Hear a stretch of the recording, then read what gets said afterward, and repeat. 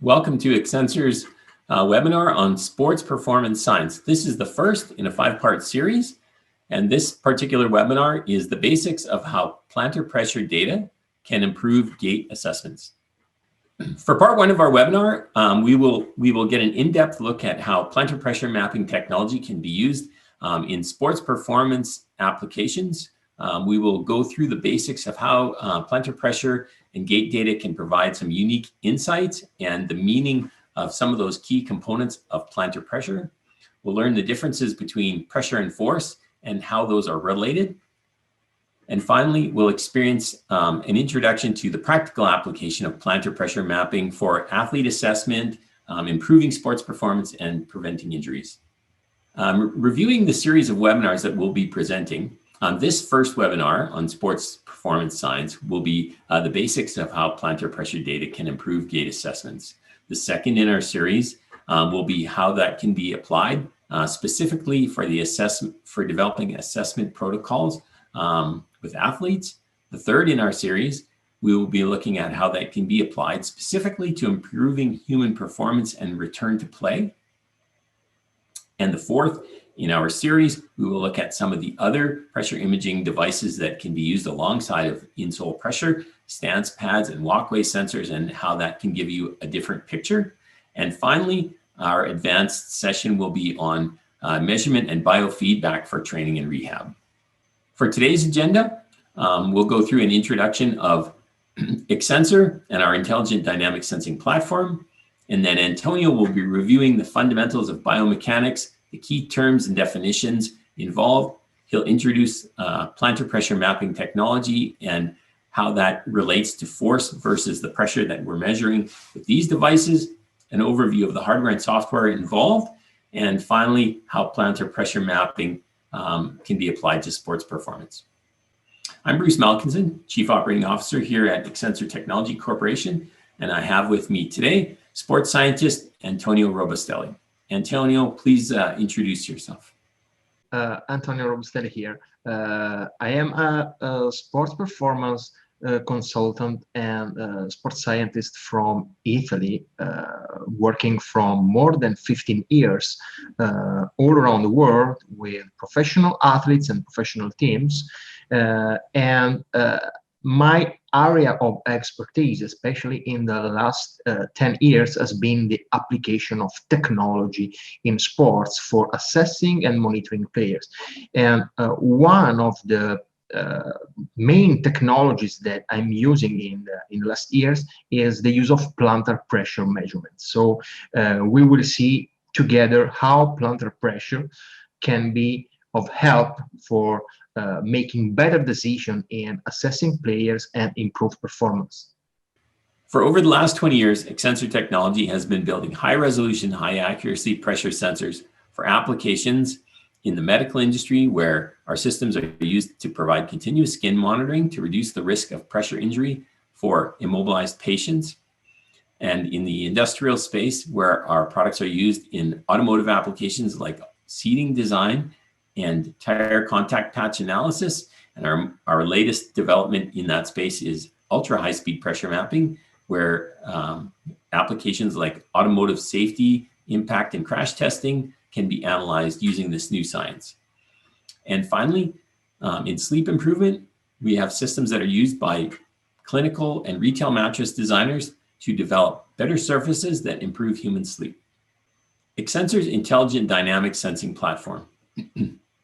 The evaluation of plantar pressure and gait provides key insights to optimize athletic performance, and without it, those gains may not be realized.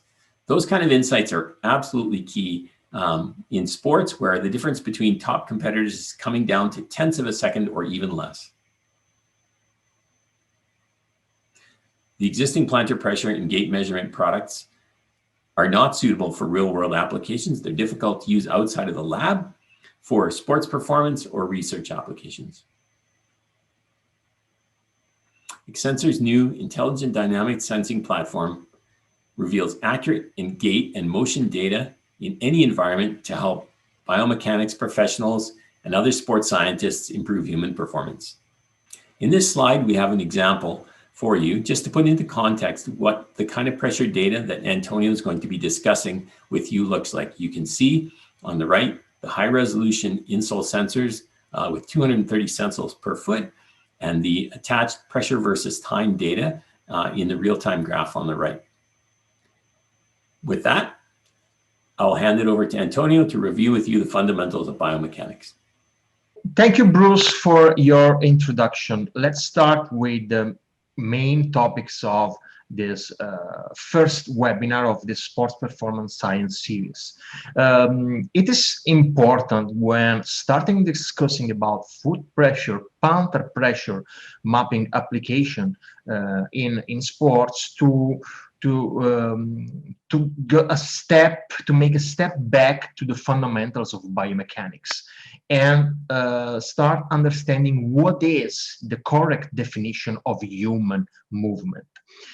As you can see, we have a pyramid. At the base of pyramid, we have the nervous system.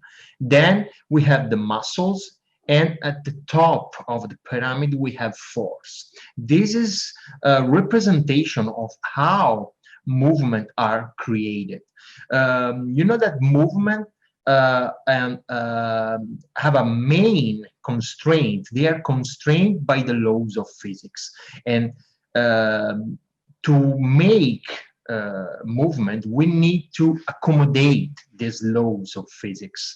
And so the signals that nervous system are sending to our muscle in order to produce the necessary force to create movement, they all needs to accommodate the laws of physics, which are representing the main constraint of the movement.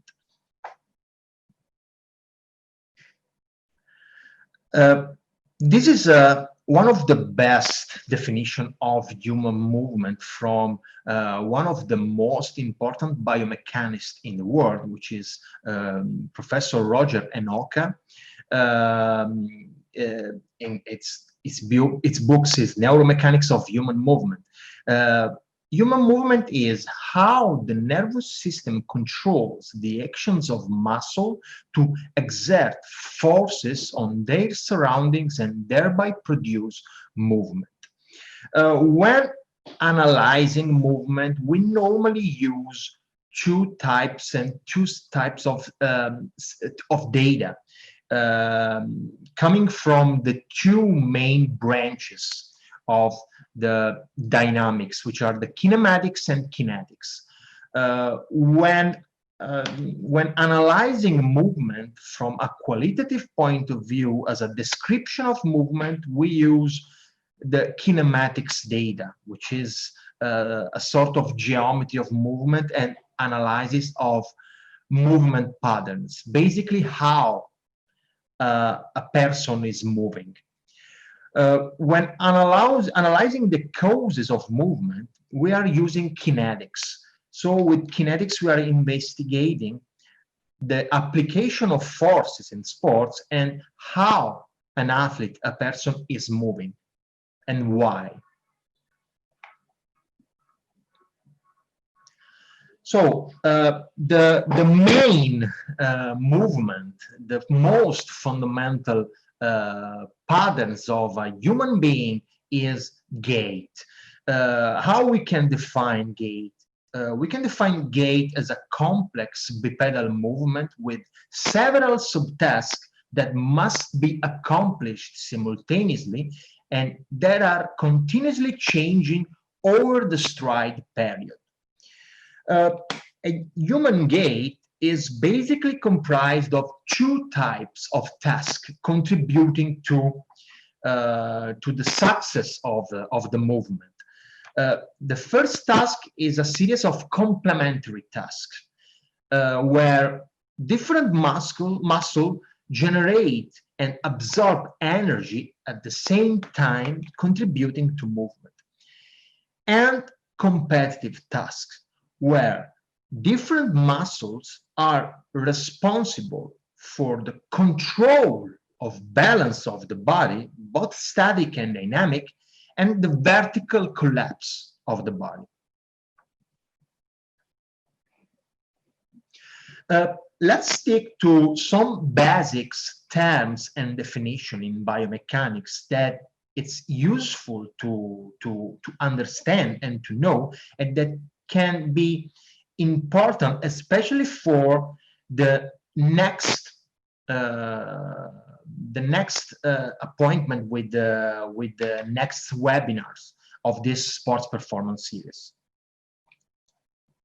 We have the basic terms and definition in biomechanics that we need to understand and we need to know to properly apply plantar pressure mapping and understand how they can be useful to analyze performance, to improve the outcome of performance of the athletes and make better decisions, especially in reducing and preventing injuries. So let's start with the COM, the center of mass. Most of the time, there is confusion about center of mass and center of pressure. Let's see what is the difference between the two. The center of mass is the point that represents the total weight mass distribution of a body. It is basically the point about which the mass of a system is evenly distributed. And this is not to be confused with the center of pressure, which is the point of application of the ground reaction force. It is the location of the ground reaction force vector. The center of gravity is used as a synonym of center of mass. Force is defined as a straight line push or pull, and it is the effect of an interaction between two bodies. On the other side, pressure is defined as an external force divided by the area over which the force acts. It is the ratio between the normal force acting on a given surface and the area over which this force is applied. We will go deeper into the topic later into this webinar. The ground reaction force can be defined as the reaction forces created by pushing against the ground. It's basically the third laws of Newton. Momentum is defined as the quantity of motion possessed by an object. It's the products of mass time velocity. Moment, also known as torque in physics, is the rotating effect of a force. And we will see this in detail. Force time curve, understanding the force time curve is one of the most important aspects for sports scientists, for strength and conditioning coach, and for rehabilitation professional, all the professionals involved in sports performance, because you know movement occurs over time, and the force time curve is a graph representing the force acting on a body in a certain amount of time. And the impulse is the area under the force time curve. This will be useful to understand, especially when we will discuss in detail how to analyze the data of plantar pressure mapping protocols. Let's move to terms and definitions related to the phases of Gait. We know that Gait has two phases, the stance phase and the swing phase. A Gait cycle is representing the events occurring from heel strike to heel strike on one side. This is important in terms of terminology to understand. The step length is the distance traveled from one heel strike to the next. Whether the stride length is the distance from the heel strike to heel strike on the ipsilateral side. And the step width is the lateral distance between the heel centers of two consecutive steps.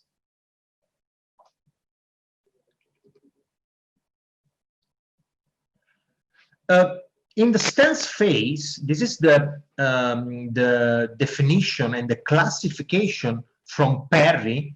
The stance phase has five main subphases. The initial contact and the loading response, taking into account the 11% of the total gait cycle. The mid stance, which takes into account from 11 to 40% of the overall gait cycle, and terminal stance and press swing phase taking into account from 40 to 65% of the total gait cycle. Here we can see a representation of the different phases of the stance phase with the graph from the software of the insole X4 sensor from XSENSOR, showing how the foot and the pressure of the foot is distributed during the different phases of stance, in the initial contact, in the mid stance, and in the terminal stance press swing phase. The swing phase has three main subphases. The initial swings, which is from 65 to 75% of the total gait cycle. The mid swing, taking into account 75–85%, and the terminal swing, taking into account 85 to 100% of the gait cycle. Let's start with an introduction to the technology behind plantar pressure mapping, which is fundamental to understand and to know how the measurement works. So, plantar pressure mapping devices directly measure three factors, three metrics: pressure, surfaces, and time. As we already said in the previous slides, pressure is an intensive physics measure that is defined as the ratio between the orthogonal force module on a specific surface and on its area. This is important to understand because pressure, as you can see, is force over area. Look at this very interesting slides. This is important to understand how we define pressure. Here we have a surface of 10 centimeters square and an application of 10 newtons of force on this surface. In this case, we can easily understand that pressure is equal to 10 Newton each centimeter square. This is a very interesting slide because pressure, as we have seen before, is the ratio between the normal force acting on a surface and the area over which this force is acting. So even if the application of force, as you can see from the foot here, is not orthogonal to the surface, pressure still remains the same.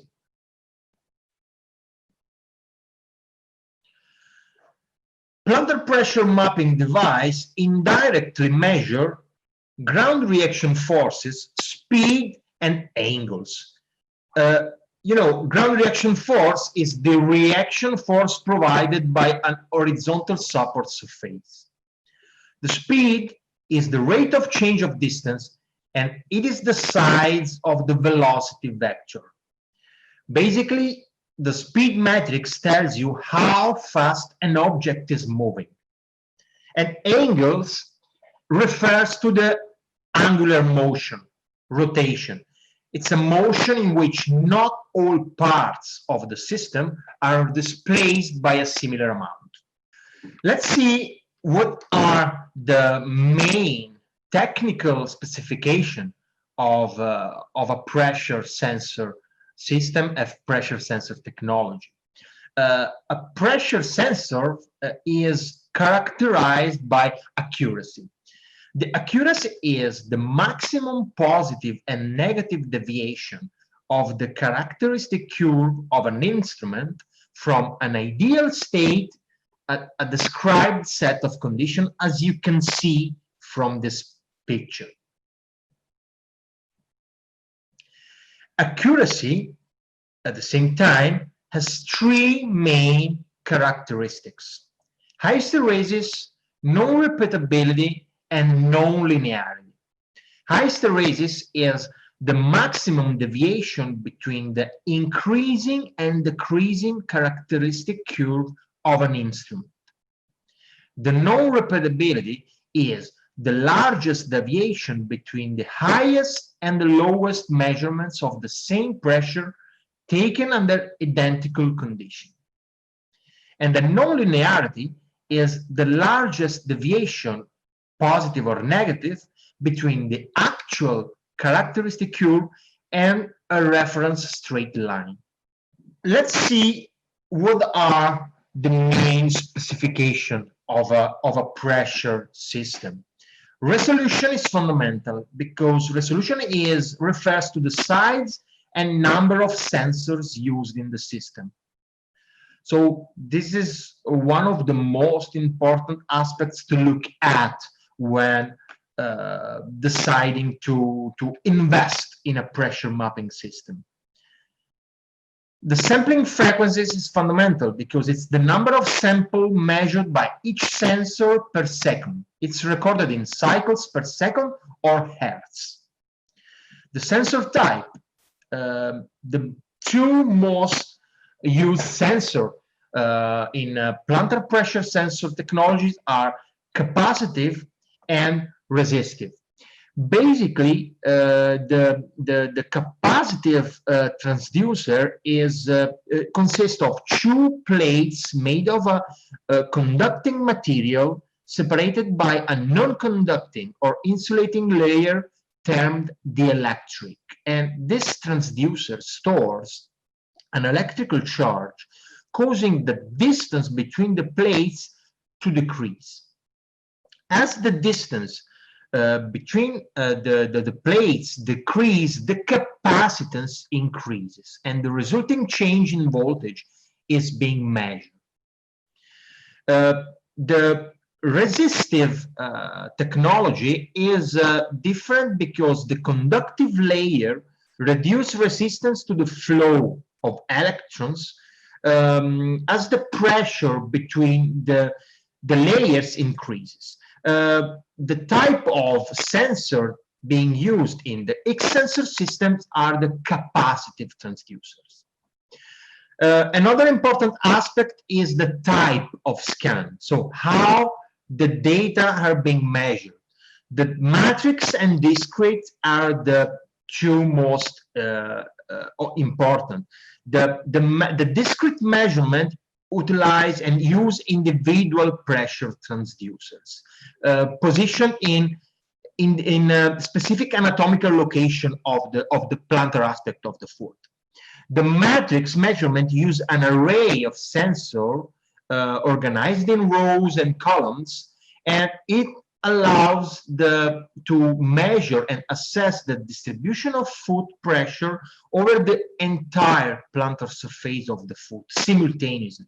So this is one of the reasons why matrix measurements are more useful for sports performance application.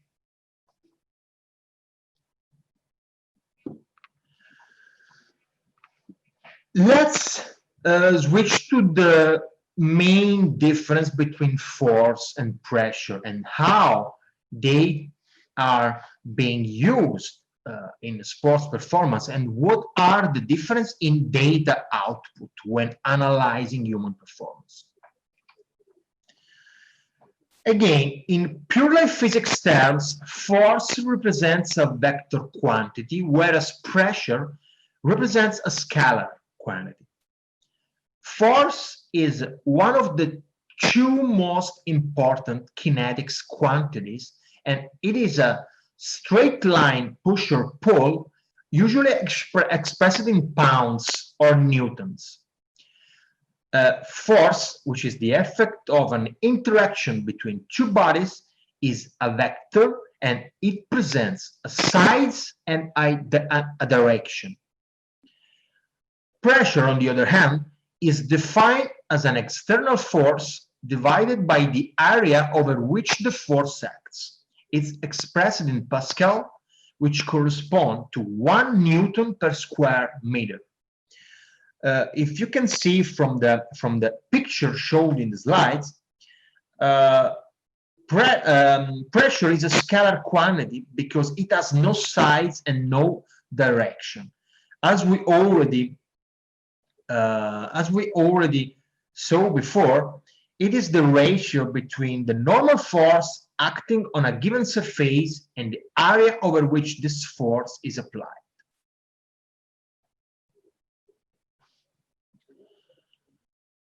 In the slides, you can see the different systems being used when analyzing force or analyzing pressure.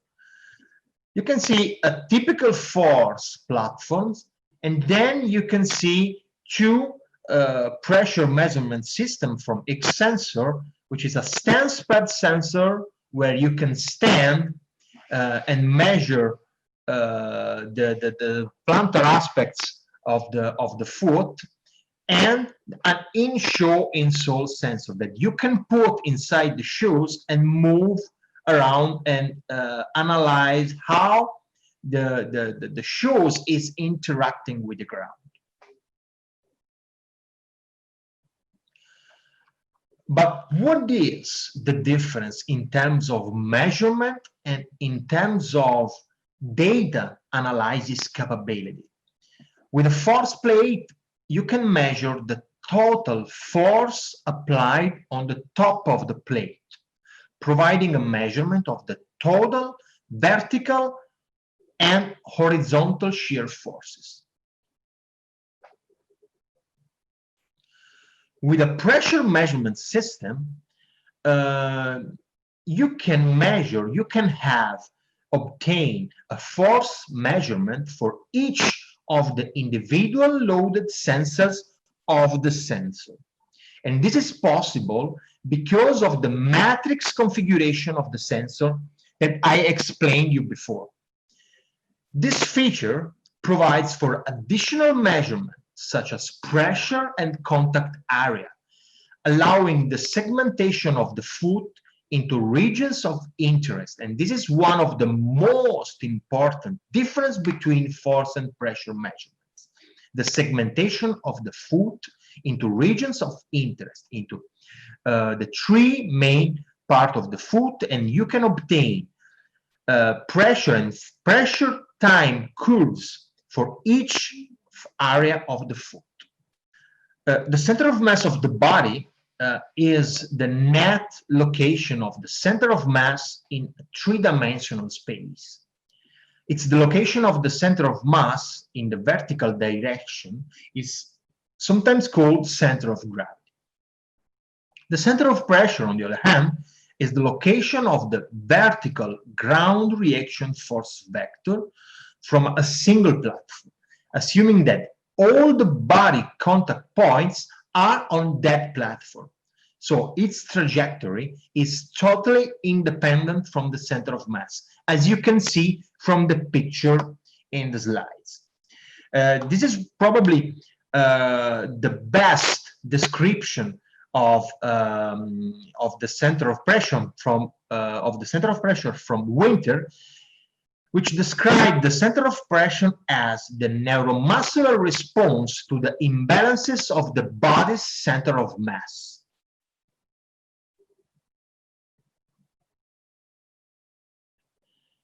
This is a very interesting slide showing the path of the center of pressure from the X4 insole system from XSENSOR. Let's switch to the hardware and software for plantar pressure mapping application. We have two main types of hardware: the sensor mat, the walkway sensor mat, and the X4 intelligent insole sensors. The two systems are complementary and can be used for different protocols and for different applications when analyzing sports performance.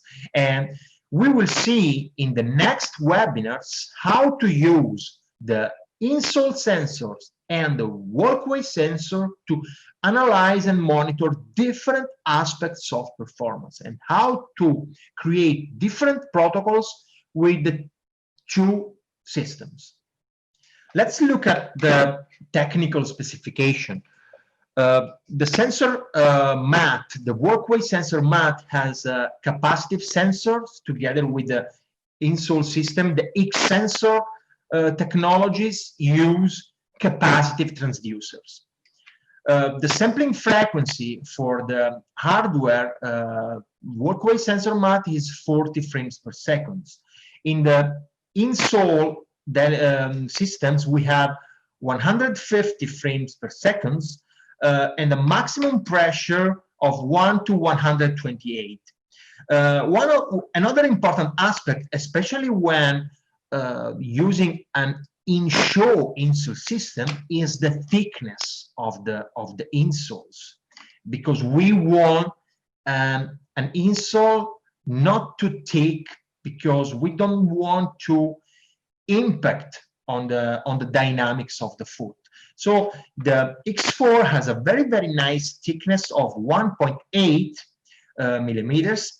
And another important aspect is the transmission of data, because a wireless capability is fundamental for sports performance application, where you don't need wires that can lead to poor movement and poor dynamic application, especially in sports where we need to analyze speed, analyze acceleration and deceleration. We need to keep the movement as natural as possible and as close as to what happens in the field.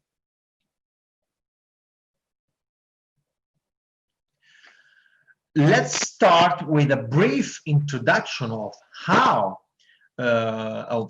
we can apply plantar pressure mapping in a sports performance environment. We will start introducing this topic, and we're going to go deep into this in the next webinar, in the next parts of this sports performance science series. This is a fundamental slides when you need to understand how to apply technology in a sports performance environment, and how to discriminate about useless and useful technologies. So what we want from a technology in a high performance setting is that it should create knowledge. It should transform raw data into information, and then information into knowledge. The first picture is with the dots in black and gray, are representing the raw data that we have measured with the system. The second picture, when the dots starts becoming colored, is when we extract information from this raw data. The final step is to connect the dots to create knowledge, and start really improving performance of athletes and reducing injury risk. Plantar pressure mapping is one of these technologies which can help strength and conditioning coaches, sports scientists, and performance professionals to create this knowledge from the raw data.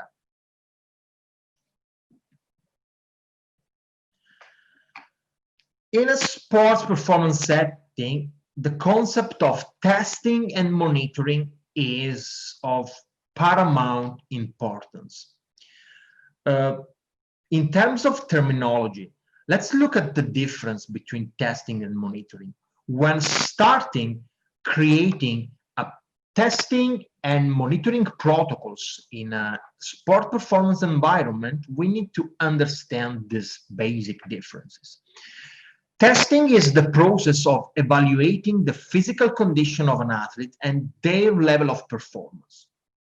Monitoring is the process of checking how training load is influencing performance, recovery, injury risk, and rehabilitation. KPI stands for Key Performance Indicators, and it is a quantifiable measure used to evaluate the success of an organization, like a professional team as well, in meeting objectives for performance. This is the graph showing how you can practically implement plantar pressure mapping technology in sports performance. It's a three-step process. The first step is the testing process, where you have two main aspects, baseline and precision. This is an example of a professional team. Baseline is fundamental. Baseline is the measurement of all the athletes and all the players at the very beginning of a new season. This is to create data that you can look, especially for deviations from that baseline. The second step is the monitoring and intervention phase.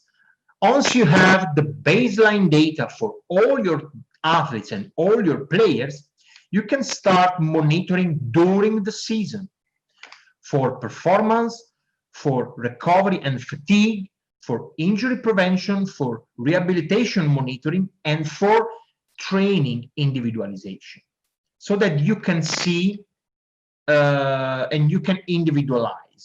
We will see all these aspects in detail in the next webinars.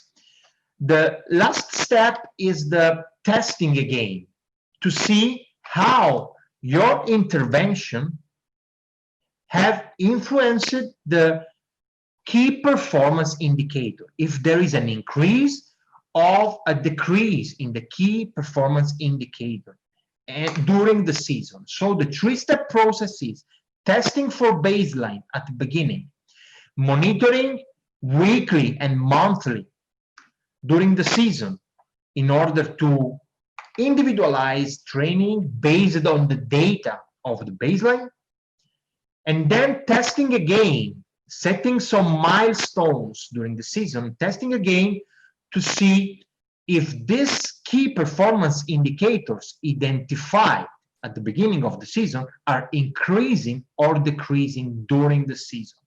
So you can make a better decision process with the use of plantar pressure mapping during the season.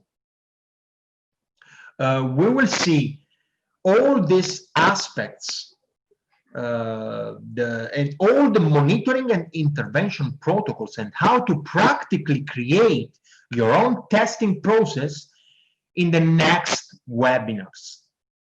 Thanks so much, Antonio, for that introduction. We'll continue with a brief overview of XSENSOR's X4 Intelligent Insole System. And this system will be, of course, what Antonio is using in his continuing series as he goes through some of the details of how the system can be used in applications for sports performance. So the sensors that he'll be using in the coming work will be our X4 high resolution sensors. Those sensors have 230 sensoles per foot, each sensole at about 5 millimeters resolution. The fastest recording possible with those systems is 150 hertz, completely wireless. The option exists to view and record that data live via Bluetooth, or of course recording it to the onboard memory, and that can be done for the full life of the battery, which is just over 7 hours. The electronics themselves are ultra compact. They fit right on shoe, and the insoles, pardon me, are thin, flexible. They're under 3 millimeters and are unnoticeable to the wearer. Our next webinar in the series that Antonio will lead us through is how to design and perform an assessment protocol with the X4 Intelligent Insole System. Thanks again, Antonio. And to learn more about Antonio, you can reach out to him directly, or you can go to his website at omni-athlete.com. Thanks again. Get in touch with our sales team if you're interested in getting an online demo or to schedule a review on how our product can help you with your application.